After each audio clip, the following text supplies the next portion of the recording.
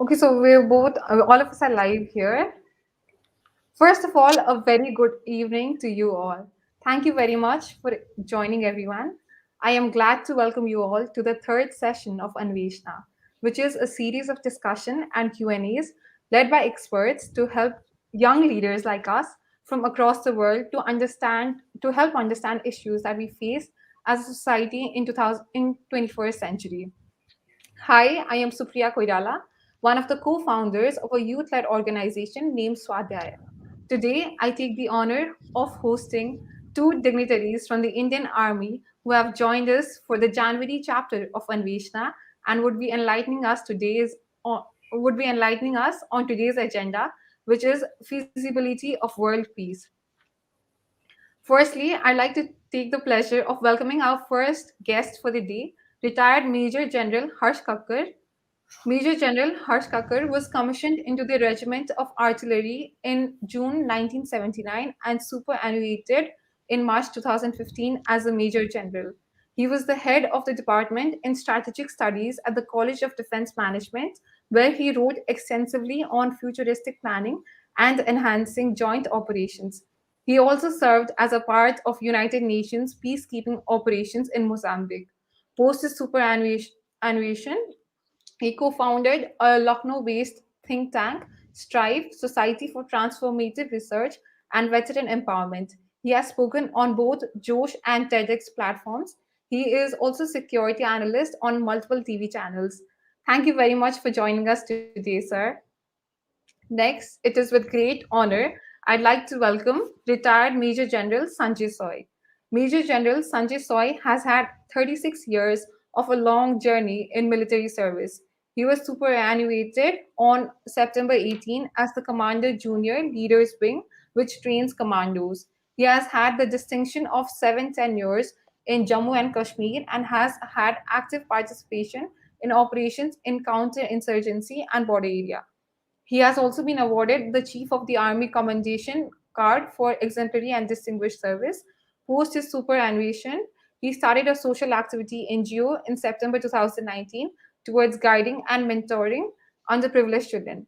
He is the president of the advisor committee of Extemplar Education Linkers Foundation and currently the CEO of Security Sector Skill Development Council SSSDC and honorary CEO of Central Association of Private Security Industry. Thank you so much for joining us today, sir.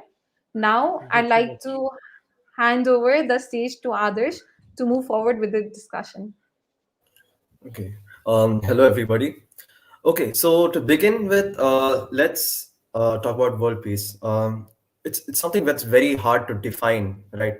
So you can talk of it as a state of happiness, of peace amongst all people in the world. So my first question is, so that is basically the title of this episode of Anveshana, and this goes to both the genders. It would be how feasible it is. So we can like maybe restrict it to the South Asia region, and we can discuss it in those terms. So I would like General Kakar to start with. So, sir, can I know your opinion on how feasible world peace is? Others, before you mention world peace, I think we need to look at regional peace. It is by assessing regional peace can you ultimately achieve world peace. Hmm. Now, in the environment that we are facing in the 21st century, the way things are moving, Right. one would say that there are too many, I mean, multiple aspects within a region Hmm. which eludes peace, whichever region you wish to take. The aspects range from social disharmony to religious fundamentalism to border disputes in terms of land disputes to nations sticking to their belief that this is what is mine. Hmm. So, you see, unless these barriers break, you would not be able to create regional peace. Until you create regional peace, world peace is a dream. Hmm. So, in the current environment, within regions, unless there is an effort by world leaders to resolve issues region by region. Expecting world peace then would possibly be a pipe dream, I would say, at the moment. So we are stuck with regional peace. So world peace is way, way away. Right. Then so can I have your opinion too? Yeah, in fact, I would, to a great extent, agree with General Kakkar. However, I would like to highlight here is that the kind of number of wars, number of disturbances, and across the world which were happening in last century, because the number of wars at the smaller level, at every level, you will find whether it is in India or Europe or Africa or the Middle East, numbers were many more. Those numbers, one can say, have reduced considerably compared to the maybe the last century, what in 20th century, what it was. And the reason could be maybe the more democracies have come in, and Right. there's some hand of United Nations is also there, where the five Security Council and the General Assembly is there. That aim at times is to resolve the issues amicably, and also there was a control by the superpowers, Hmm. though at times, because of their own vested interest, because of their own you can say power game, it resulted in regional instability, regional fights, and like what we see in the Middle East or in Afghanistan, or what is happening now in South China Sea. At times, the superpowers are playing games just to ensure their hegemony. They want to ensure their power and supremacy of the world. That is why probably that kind of disturbance are there. However, the smaller scale things have gone, and this tension will remain as long as the interest, economic interest, and the interest for supremacy is there. That is why Right. this peace becomes slightly difficult. Others. Oh, right. I think General Kakkar is facing some internet issue. So I'll move on to the next question. So since you've been the ADG of Rashtriya Rifles, which is an elite CI-80 force, my question is, combating insurgency is obviously very difficult by nature, right? So how do we achieve peace, without either side feeling disappointed?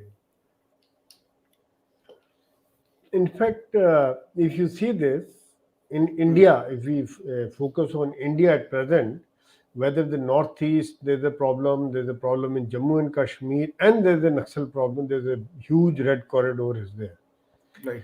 So I would say that compared to the external threat, at times it is more difficult to handle the insurgency, handle the internal threat, and because it is by the people, the common people get involved. It is difficult to identify who is insurgent, who is militant, who is terrorist, and who is a common man. Right. He might fire on you, he may take a action against you, or he may take a action against the nation, against India's interest, and then there's no uniform. He Right. just keeps his weapon on one side, merges with the local crowd and local population, and very difficult to identify. So that is one part. Second thing is that they take up the issues, regional issues are taken up by them, whether it is a ideological or a religion or caste or whatever economic reasons. All those issues are taken up by them, so that they try and get the garner the support of the local people. Because without local support, insurgent cannot survive. It is something like fish out of water. So they go all out, they make all efforts to ensure that the local support is maintained. And second thing is that they are, for their cause, because of the vested interest by our neighbors, they are supported financially and weapon system wise by the neighboring countries also. So so on the one hand, there's a foreign support is there, and second hand, they try to garner the local support. That's why if anything, any strong action is taken, then it becomes a human right issue. There's a hue and cry is there in the media, in the channels, and everywhere. It becomes a human right issue, and mm, that is where they try and take advantage of the legal loopholes and mm, law to ensure that security forces remain on the defensive. mm, That's why at times they say that there should not be as far Armed Force Special Power Act, or at times they say that why on their side they can do any sort of human right violation, but a legal action, a proper action by the security forces also portrayed as a human right violation, which is actually when even if when they have killed the militants who is fighting, waging the war against the nation, then mm, also it is portrayed that as if the human right violations have taken place. That's why it is yeah, very, very difficult. The operations against the insurgency and within the country is much more challenging than the operation against the external threat. Yeah, others. right. So, just to follow up to the same thing. So what are like the measures that the Indian Army takes, just to maybe re-educate people on those areas? How do I say it? We know the problem, right? We know the problem that people are converting people from one form of ideology to the other. For example, our neighbor is involved in this, and what are ways in which we can prevent this from happening? Like, a more civil way, a more peaceful way that we can prevent people from falling into such traps. Yeah. So this is to me, or Yes, yes. I'll be okay. moving on to General Kakad also later. First, I want your Yeah, yeah, opinion yeah. because So it's follow. basically, you know what happens that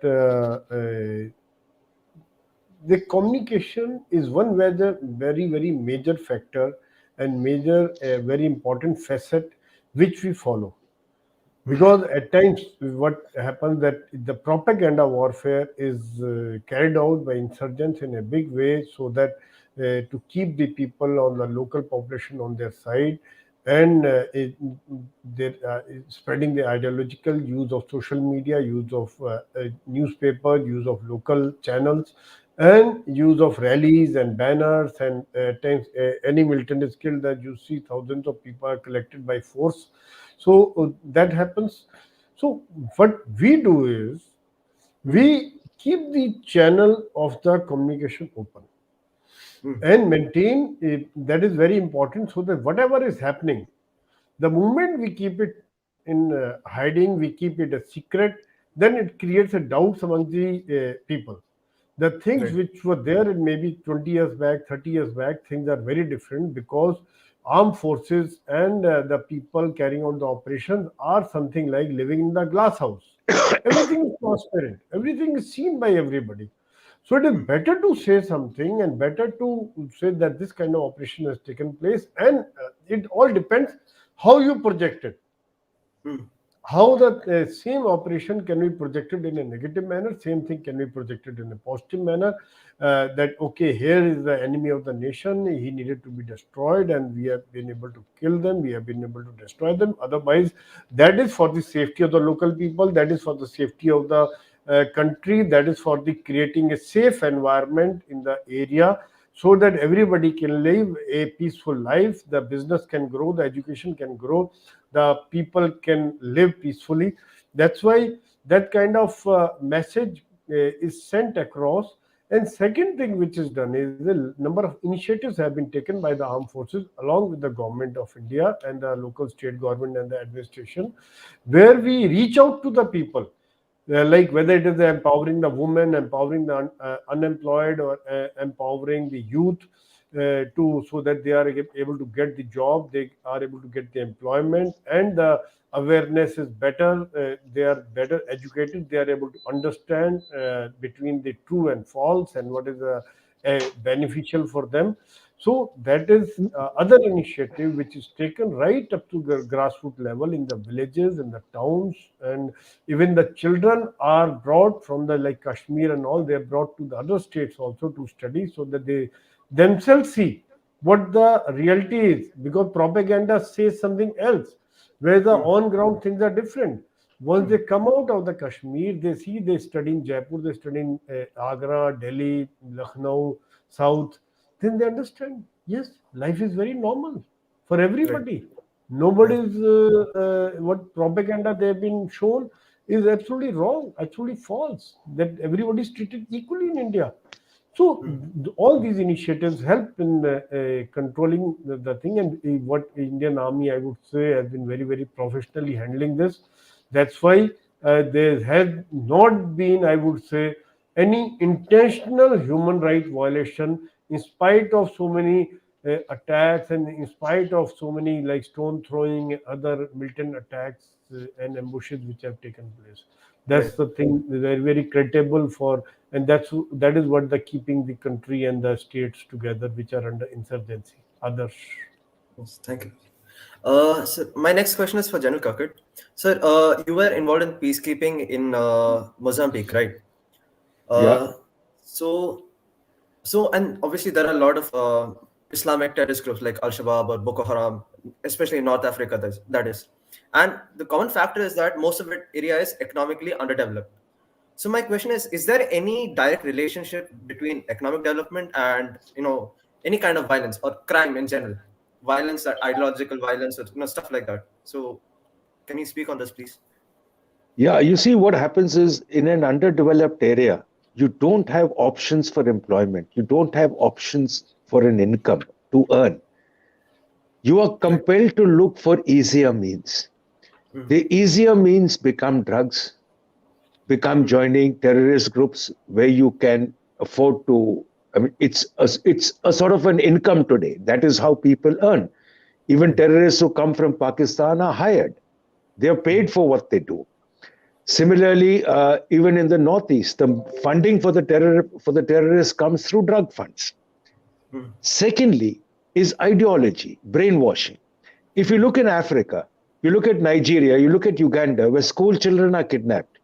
You've got those lovely films on Netflix and Primetime, which are true stories of children who've been kidnapped by Boko Haram,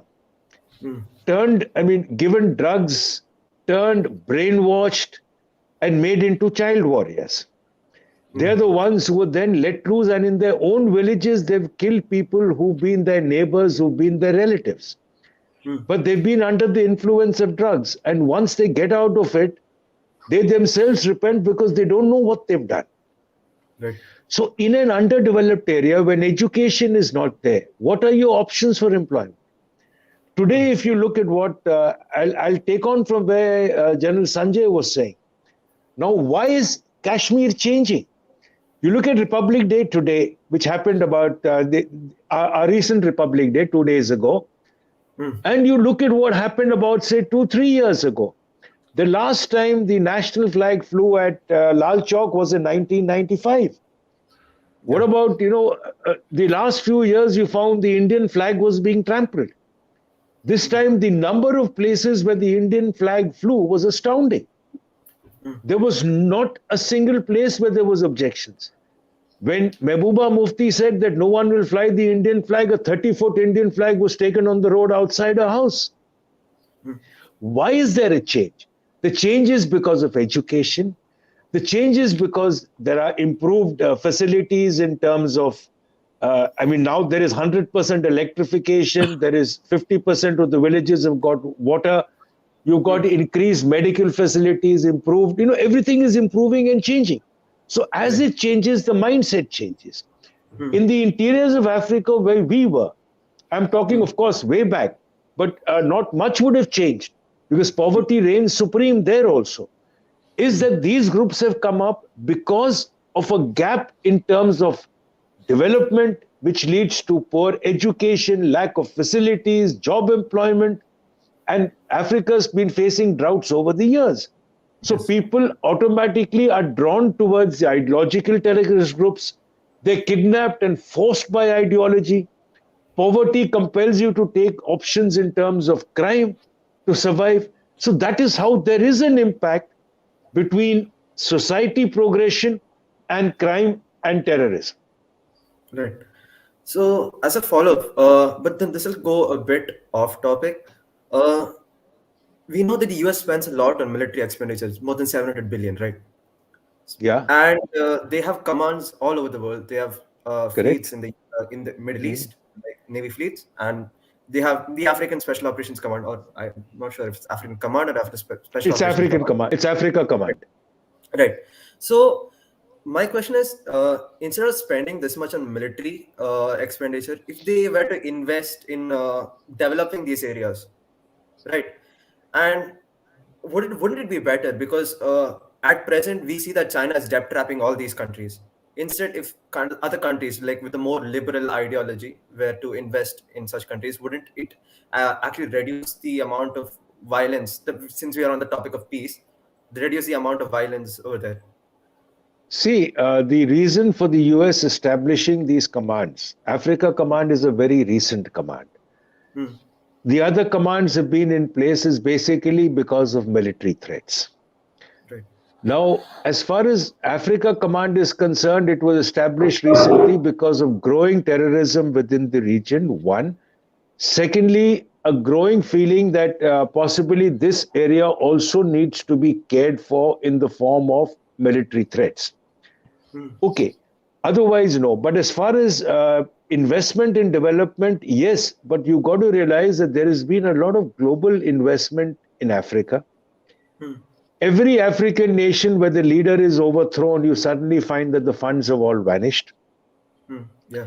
The amount of money coming in and the amount of money reaching people is a major question. You look at Zimbabwe today, where China literally owns the country. You look at Congo, you look at the other nations where China has got involved with Nigeria and the rest. Where are the funds, even if the investments have taken place? Where are the improvements? Right. Okay, so the question that comes is unless you have a very strong governance and a very clean governance, Hmm. funds coming in will not see the improvement on ground. Hmm. Yeah. Funds coming in, seeing the improvement on ground can only be where a governance is clean, where results are to be seen.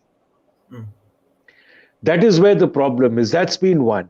Secondly, Africa, I mean, I saw one of the best possible documentaries on Netflix was one of the Africans themselves saying that we are the richest continent in the world in terms Hmm. of resources.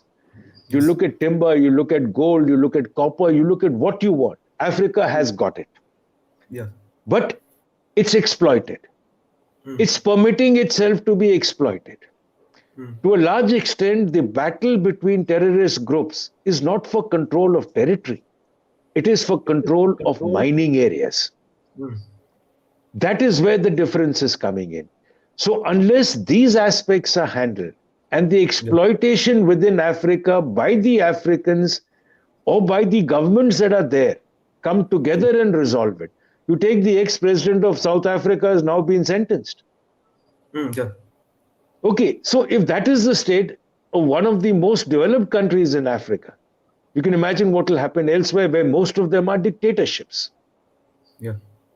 Okay, so that is where the problem is. Development, they've got the resources, they've got the funds, they've got the ability, but it's the exploitation by the few over the many, over the poor. Right. That makes sense. Uh, my next question is to General Soy. Uh, so you were talking about how misinformation and relate stuff related to that will hinder the operations done by the army, right? So my question is, intense public scrutiny. Like for example, let's talk in with context of AFSPA in the Northeast and in Kashmir too. How extensively does it hinder peacekeeping abilities of the army? That is. But just before that, I thought I'll just take it a bit further from where General Harsh Kakkar had said, just a couple of lines, that ultimately the interest of the superpowers, whether it is China or Russia or America, is to exploit the resources. Yeah. Because either in Africa or Middle East, if all these countries were growing potatoes, nobody would have gone there. Hmm. It is only the minerals, oil, and gold and other resources are there which have been untapped and they are not able to defend themselves. These Hmm. countries are getting in there and they are setting up the command and they are putting them in the debt trap. All these things are happening just because of the resources. Now, coming to your question of, say, scrutiny of the armed forces, which I mentioned earlier, in present environment, when the everybody has got a mobile, everybody's got is a cameraman. Everybody can record and take still photographs or videos. Operations by the armed forces, especially in the insurgency area, are very, very challenging, Yes. very, very difficult. We have to be absolutely right. You're right that it puts a lot of brings us under a lot of scrutiny. These checks by the media, by the government, by the Human Rights Commission, it puts under a lot of scrutiny. But yes, that is how the things have to be. This is the reality of the life. This is the present situation. Even if we have adapted ourselves that way for the armed forces, and we have adjusted ourselves, our methodology of operating, systems of working, and operations have been adjusted and modified in a manner that this human right angle and the is taken care of, because we don't want our officers and men to keep facing the court cases later on. Things are happening that way. So that's why all precautions are taken Right. from the legal, where the police rep is taken, the proper announcements are made, and the chances of surrender is given to the militants who is fighting, and the civilian population is taken out, even at the risk of casualties to own troops, so that there is no collateral damage. Even Yes. if at times the operations get delayed, at times the militant at times get a chance to escape also. But the Yes. fact is that we do not want any collateral damage in the present scenario, in the present this thing, because the innocent civilian who have nothing to do, who are not against the nation, should not get killed, should not get harmed, and the pinpoint operations, pinpoint destruction of the militant and any enemy of the nation is planned. That is why use of technology is also very, very important, so that the whether it is a sniper or the pinpoint destruction or small little weapon systems which can carry out, or that we attend use the robots also, and use the cameras and drones. All these facilities are used so that there is Yeah. no collateral damage, and absolutely destruction of the pinpoint destruction of the enemy of the nation is taken place. Others. Yes. So, as a follow-up, for example, if something untoward happened, for example, the recent event at 21 Parasif, many of the operators, like some of the operators, were suspended, right? So, my question is, such events, when suspension or maybe many of the like soldiers might even be forced to resign from the army, that would lessen the morale of the soldiers, right? So, how does the army or any armed force approach this dilemma? Like, how do they approach it, that such that they aren't doing something wrong, but they also have to approach the fact that they made a mistake? Yes, this is a very, very difficult thing. I fully agree with you, others.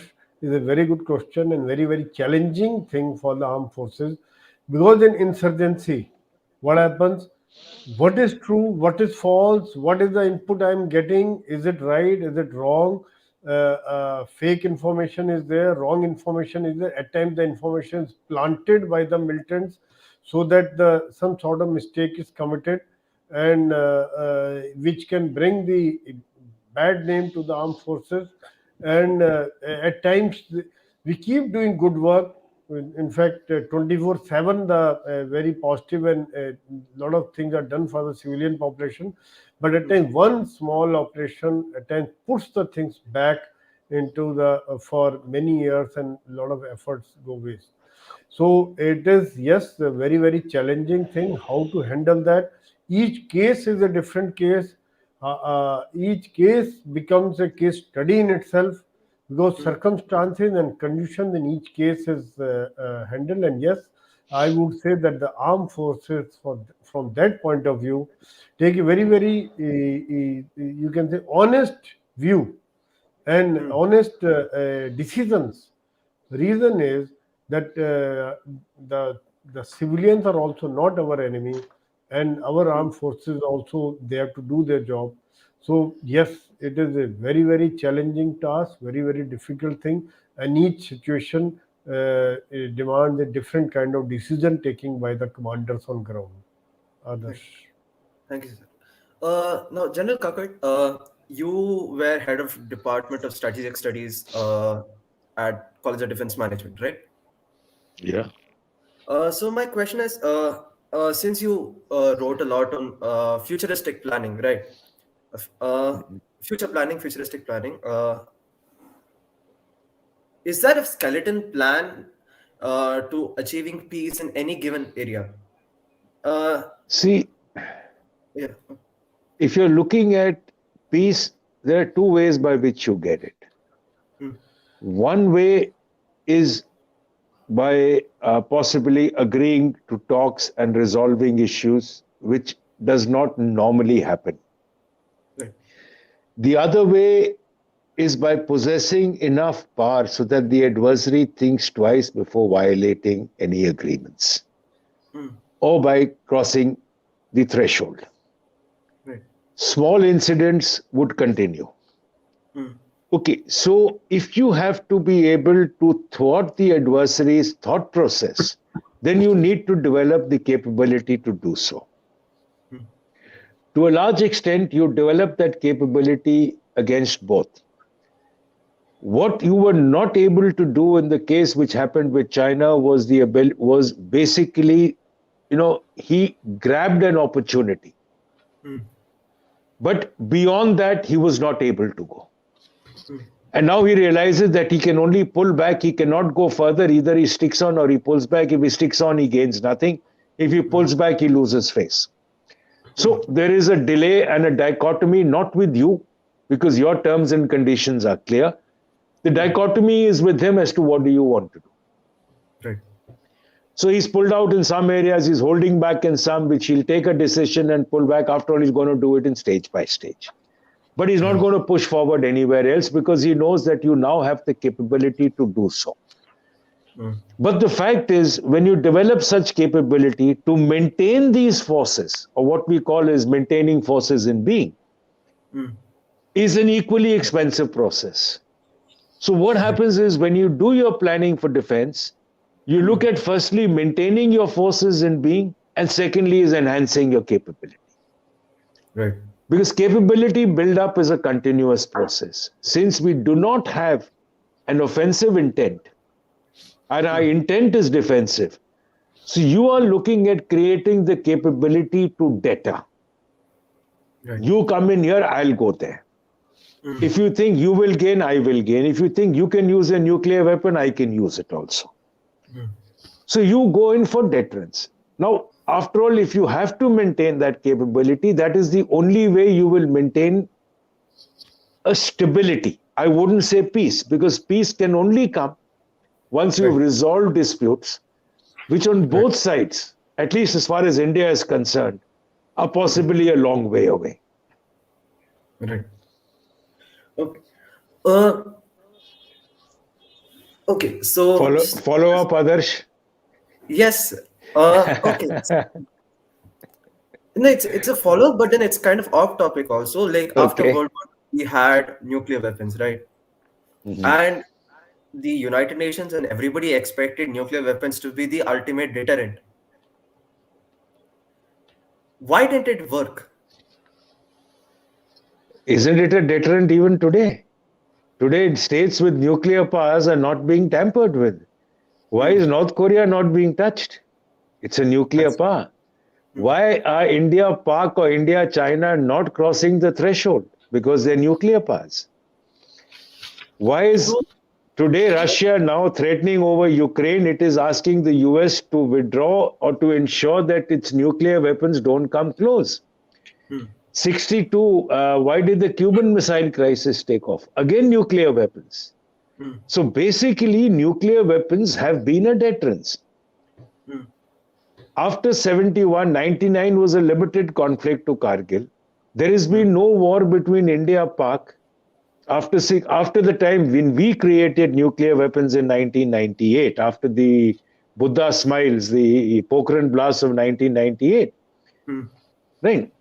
Yeah. So it is a deterrence. Who says it's not a deterrence? That is how you've been able to ensure peace. In fact, there's again, I keep talking of Netflix. I'm forgetting the names of these shows, where there was that British lady who was arrested in the 70s or 80s, almost 30 years after the Second World War, for having passed nuclear secrets from England to Russia through agents in UK. They finally let her free, and when questioned by the press, she says, "Look, what have I created? I've created a deterrence. With both UK, that is NATO, and Russia having nuclear weapons, there is no question of a war. Nobody risks a nuclear war." Yes. Okay, why do you think Yes. North Korea today is on pig's back? You can't do anything except put economic sanctions. He's got nuclear weapons. Right. Why was Iraq attacked? Iraq didn't have. Everybody knew Iraq didn't have nuclear weapons. What about Libya? They didn't have nuclear weapons. Had one of these two had, nobody would have walked in. Right. That's why Iran wants nuclear weapons today. Yes. So nuclear Still, weapons assure your security. true. But when nuclear powers intervene in other countries, for example, when US intervene in Afghanistan or in Africa, or in similar situations, one would expect superpowers to come out on top, right? Again, it's a whole concept of insurgency. Insurgency is very hard to beat. But then again, nuclear weapons should be a deterrent, right? The Taliban should be scared of nuclear weapons, but that doesn't happen. No. Why should the Taliban be scared of nuclear weapons? Because Taliban knows that no country can use nuclear weapons against a country which doesn't have it. That is the basic concept. Right. It's a deterrent. Right? The US cannot use nuclear weapons, and Taliban on what basis? So you can only it is a deterrent. It is basically to ensure that no one attacks you to the level that your security is threatened. Today, what is Pakistan's nuclear policy? Why are they going in for tactical nuclear weapons? Their intention is that if the nation is threatened, it is going to break on account of, because they don't have the depth, they don't have the size. Then they will come in for tactical nuclear weapons, and they'll even employ it on their own soil against advancing Indian forces. But against the Taliban, which is a non-entity, nobody can use a nuclear weapon. Right.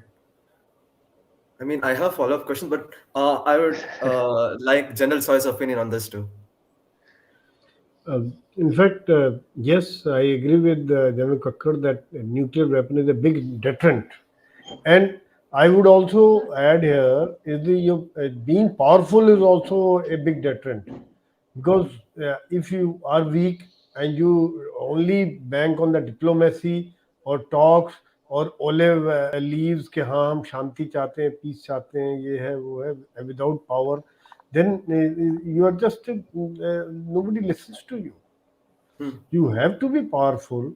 You have to so that any country, before thinking of any misadventure against you, think twice. Yes, they will have to pay the heavy price for anything they try. Whether it is, if you see the Pakistan, or whether it is the militant attack in the Pulwama which had taken place, or Uri strike after that, the kind of retaliation which have taken place, the country which has the power, it can make it expensive for the other country to, if they are trying any misadventure, the same thing which Israel does. So that is another way of looking at it. Yes, if you have the power, then you can live peacefully, and then other countries will not, like what things have happened with China.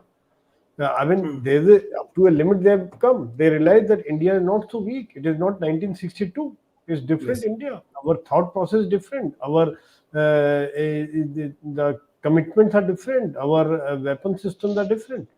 So that is where probably otherwise they would have had a cakewalk. They would have taken the Galwan. After that, another hill. In the next season, who was there to stop them? Right. So that also ensures peace. Yes, the things are going on for last 1.5 years. It is a tough time. It is a tense situation, but there is no war at present. others. So yeah, okay. Just again, I would like to come back to General Kakar. So you're talking about tactical nuclear warheads, right? Uh, okay, the US didn't use that against Afghanistan, for example, but now since they have taken over against the Taliban, right? Since they have taken over Afghanistan, they are trying to establish their own nuclear program, right? Nuclear weapons program, and No, let them uh, first feed their people. To establish a nuclear weapons program, you need to have immense amount of funds. You don't have money to feed your people.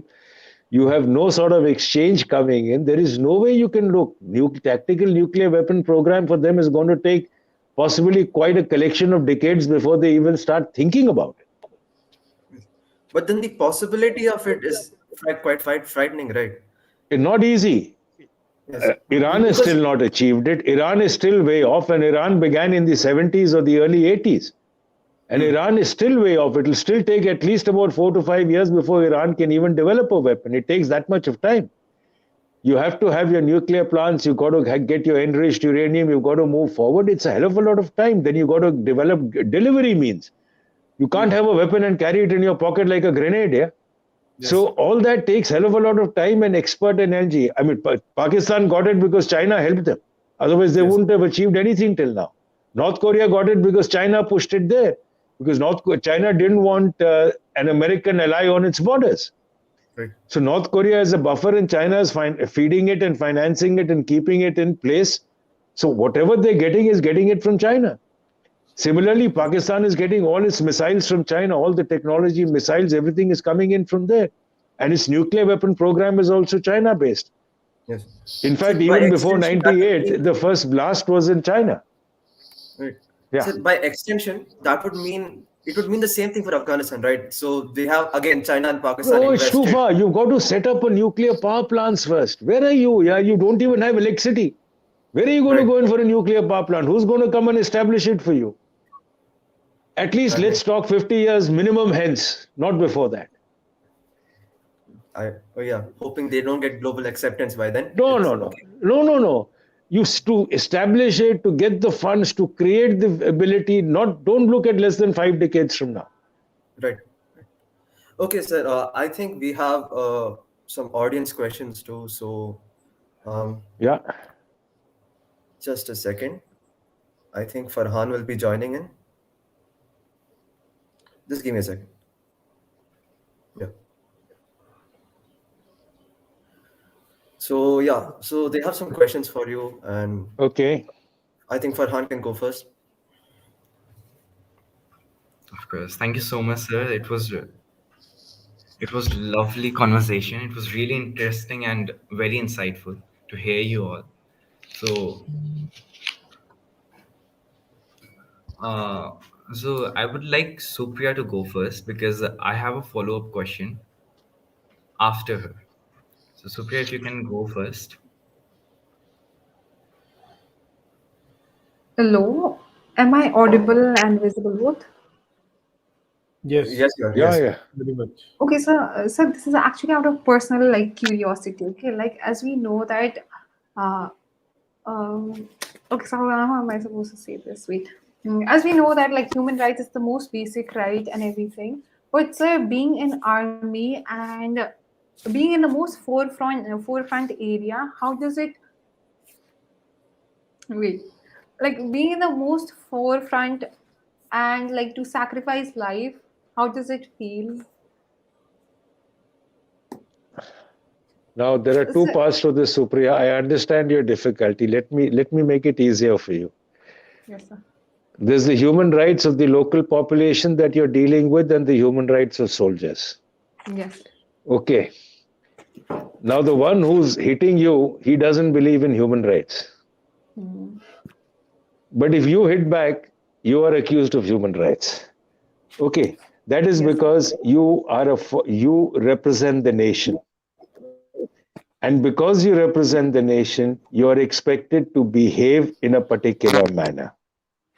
Very true, sir. If you read the conventions that have been drafted, whether it's on human rights and others, as a uniformed force, since we are uniformed, Mm-hmm. you're expected to adhere to human rights.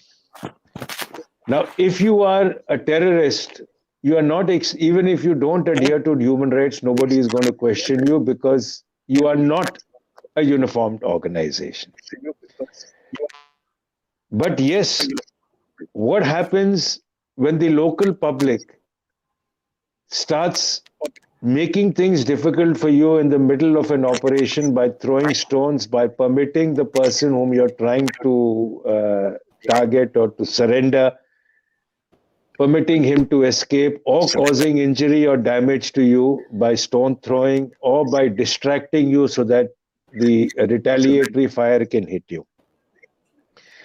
Okay, that's the other issue. So at that time, since it is a question of your life, the life of a soldier is at risk on account of stone throwing or on account of distracting him so that he can get injured. He is officially permitted to retaliate Yes. because his life is at risk. If your life was not at risk, it was a different story, but your life is at risk here. But again, like a very, very well organized, trained, and disciplined force, you try and use the minimum amount of force required. Now, when Major Gogoi tied a guy to the jeep, it was to save 10 people whom he had come to rescue, as also to save lives of the people who were around on whom he would have had to fire to rescue these people. So you may term it whatever you want, but the act had a double fold aim. It enabled him to rescue the people he had come to save, and it saved casualties where he would have had to open fire to get out from there. It was a shock on the people when they saw this happening. But again, you want to compare it, you would say it's a human rights violation of the one individual. But then when you look at it in the other way, you saved about 10, 15 lives. How would you term it? Would you call it protection of human rights? Yes. So you have to take it in that sense. So every incident per se has a meaning in that line. True, sir. Very true. I Yeah, think Farhan. you can go ahead with his question. So much. I wanted to on to the show. Can you hear me? Yes, sir. Yes, sir. Can you hear clearly? Uh, No, sir, I think your voice is some breaking. disturbance. My is breaking. Hello? Can you hear me now? We can hear you, but it's breaking a little bit.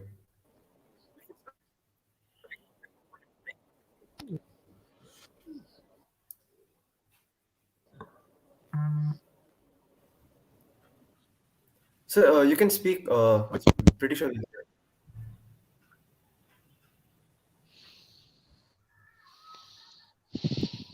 Sir, am I audible? Yeah, yeah. Yeah, you're audible. Okay, Farhan, go ahead. Yeah, sir. So, General Kakar, you like, I loved your answer. And then moving on, just to follow up, and I have like two questions to Major Sanjay Soi, and then I want follow up from Major Kakar too.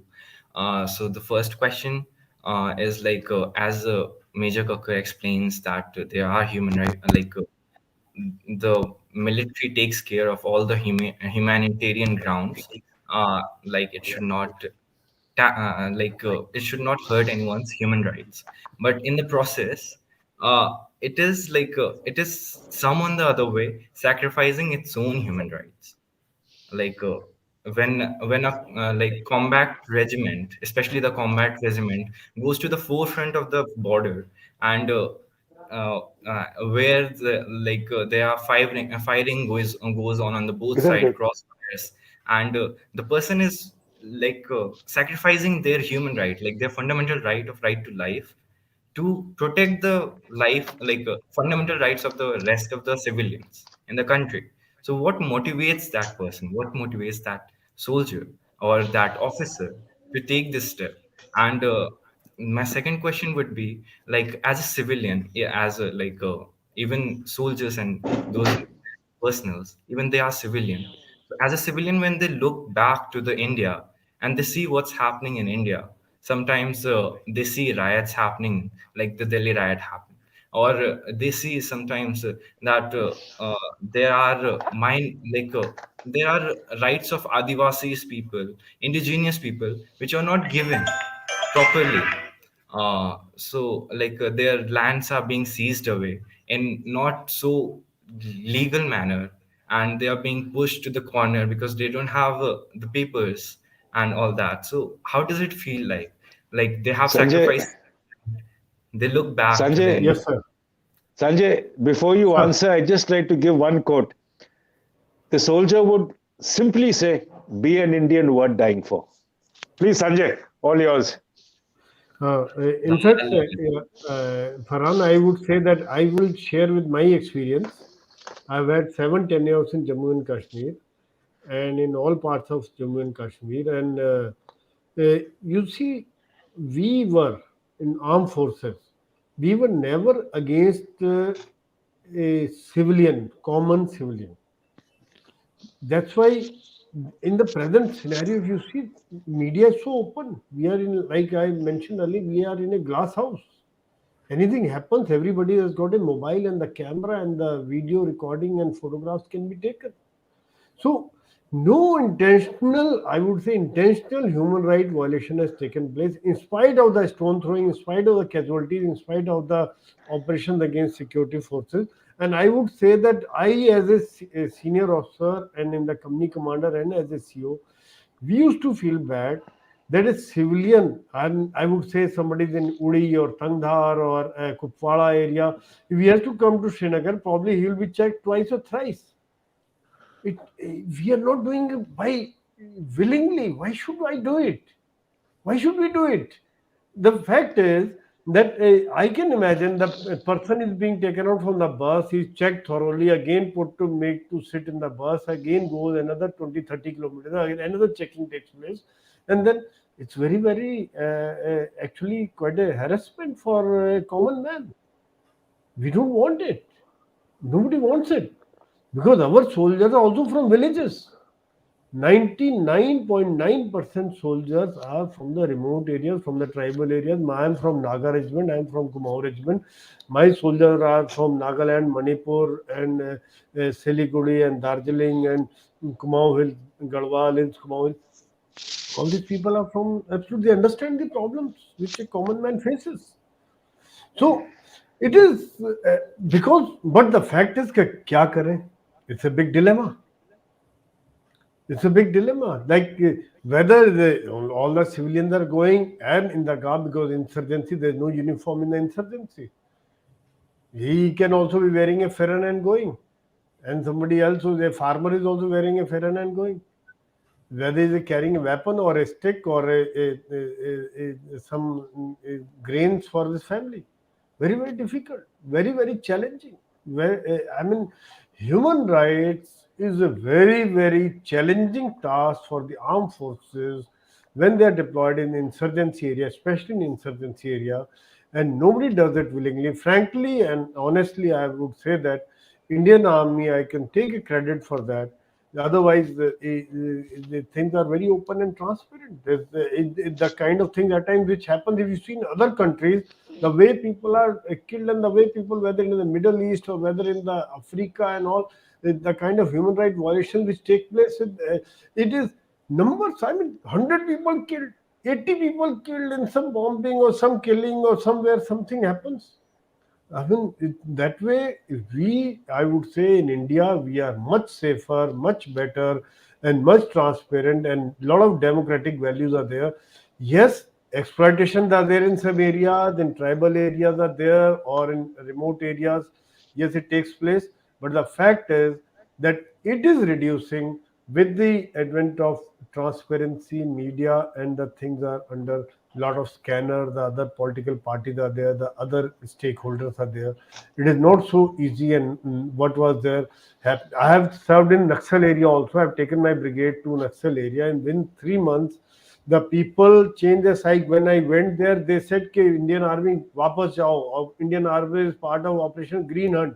आप हमको मार रहे हो. 3 महीने बाद जब हम निकले तो रो रहे थे वो कि sir don't go back. Why are you going back? Because I mean they understand that who is with them. So it was there, but they were exploited earlier. Tribals were really exploited because of their illiterate. They were illiterate. They were not aware. They were not knowing their basic rights, and they did not know barter system है. वो local Delhi वाले जाके कुछ दे दिया थोड़ा सा बदले में, they would take the whole thing with them. And it was the sheer economic as well as physical as well as the mental exploitation. Everything was being exploited. And but things are changing, things are different. It's not so what it was 10 years back or 20 years back. Things are very, very different. Farhan. Thank you, sir. Sanjay, I'd like to just add, Farhan, just 1 second. Yes, India sir. is possibly the only country which has not used air power and artillery against against the terrorists because of its own people. You want to take Pakistan, you want to take US and Afghanistan, today you take Iraq, you take any country in the world, Africa, anywhere you want to go. Wherever there are terrorists within the country uses helicopter gunships, it uses air power, it uses artillery. Indian soldiers fight with one hand behind their back. Is there anything more to say on human rights after this? Just one more thing, sir. You get a good response also. I was there. No Girls, doubt. local girls used to consider as a brother. Oh, yes. As a brother, वो राखी बांधते No थे, doubt. sir.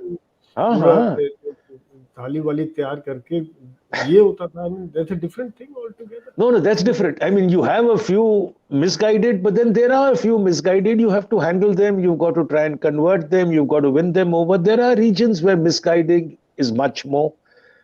Yes. There are regions where it is less, but they are limited in numbers. You can't, one would use the management term. What do you call it? Yeah, I mean, consider everybody to be on the same level. You can't stereotype it across the region. Absolutely. It is a minority. All right, sir. So thank you so much for your answer. And just to emphasize, I wanted to emphasize on human rights of soldier, which are being sacrificed in the forefronts. So I wanted to ask, what motivates these soldiers to be on the forefront to sacrifice, their fundamental rights? So Very that was simple. Very simple. Not much to look at. The fact that he's wearing a uniform, it is the love for the unit. It is the love for his unit flag. It is the love for the nation. And it's a fact that he cannot let his colleagues who are standing beside him down. It is a team. It is a brotherhood. It is a family. And when the family stands and fights, it fights as one. That's wonderful. Absolutely. And the It is man, something like नाम नमक और निशान, Farhan. I would That's say it. that नाम नमक और निशान, unit का नाम और नमक जिसका खाया है और निशान जो यूनिट का फ्लैग है जिसके लिए I mean you cannot let it down. I mean that's the thing. That's the right from beginning the way we are trained, the camaraderie, the brotherhood, and the leadership. And leadership has to show the way. Leader has to show the way, and people have to do it. And that's the thing. This That's is so wonderful. inspiring. Thank you so much, sir, for your answer. And now Not at all. Ritik is here to put up his question. Good evening, everyone. Good evening, everyone. This is Ritik Ahuja. Good evening. Sir, it was very interactive and very informative session, and it was pleasure hearing both of you. So, as we see that climate change is no longer an invisible enemy, we all can see it's happening across the world. We all have also observed that in the past few decade times, natural disaster induced by changing climate have got more regular in India. Whenever such a disaster happens, our defense forces play a very crucial role in ensuring the relief work. So, my question is, do you agree with saying that climate change has also become as a as big as threat to a country's security, similarly to the other conventional threats? See, climate change is a threat across the world. That is Yes, a sir. fact. There is no doubt about it. And nations are working towards handling this threat. But then along with climate change, you also have natural disasters for which we are involved. To Yes, offset sir. climate change, every organization is involved. You've got the ecological task force of the armed forces. There are lots of our projects which are ecologically also being considered today. Even if you want to make your roads, you need clearance. So there are lots of issues that are there, and active participation in terms of climate change. And the policies as laid down by the government can't be bypassed by any organization, and we are also one of them. True. So there is no doubt that this is impacting. If you look at the way the current weather is, you got to be sure that this is also a result of climate change. But then that's Yes. something which we've got to accept. We've got to live with it, and we've got to work to try and get it. I mean, to try and reverse it as much as we can. Yes. Thank you so much, sir. Right. Dave, do you have a question?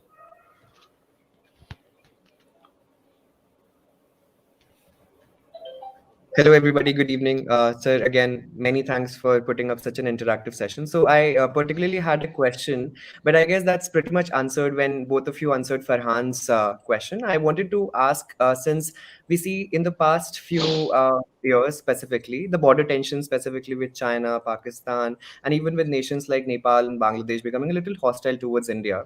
So, we see that there is a lot of coverage about it. But at the same time, there are border settlements and the people living there who do not have we I personally think that they might not be connected to the mainstream loop.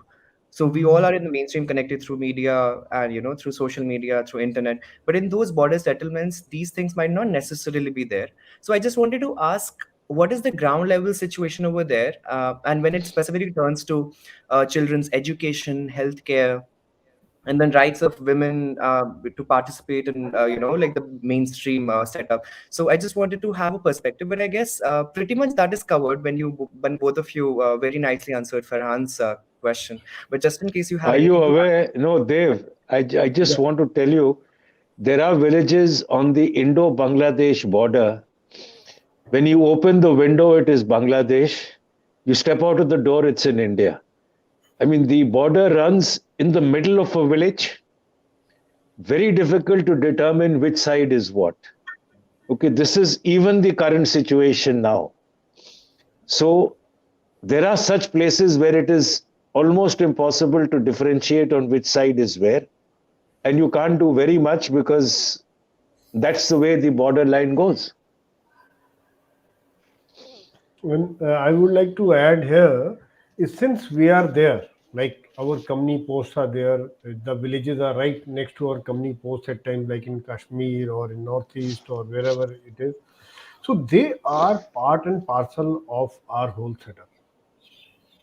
They're also given equal support, whether in terms of the medical thing. If anybody has any problem, we find that our doctor is available to them to provide the medical support, or the schools which are open there, where army provides the support in the schools, local schools, though the government schools are there. But yes, whatever help we can provide in terms of that times of furniture or a little bit of guidance, that is also given. And in terms of, in case of any calamity or any problem, the army, has always gone out of the way. Armed forces have gone, whether it is the air force or army, whether it is a snowstorm which have taken place or some sort of flood which takes place. Then we don't see whether it is our man or a local villager. Anyone who gets stuck is evacuated in a similar manner as any soldier is evacuated. So actually, it is we are and we have to maintain excellent relations with our villages around us. So it is better for both of us. Thank you so much, both the major generals here, much appreciated. Others to you. Yeah, I think this is an amazing session, and we've been 4 minutes past the time. So I think I would like to thank both the generals. I think General Kakar is having some issue. I'd like to thank Major General Soy and Major General Kakar for giving their time. And I'd also like to thank the audience for watching this. And I hope all of you learned a lot from this session. Uh, Thank you. And I think Farhan can end the live now. Sir, also, wait, is it ended?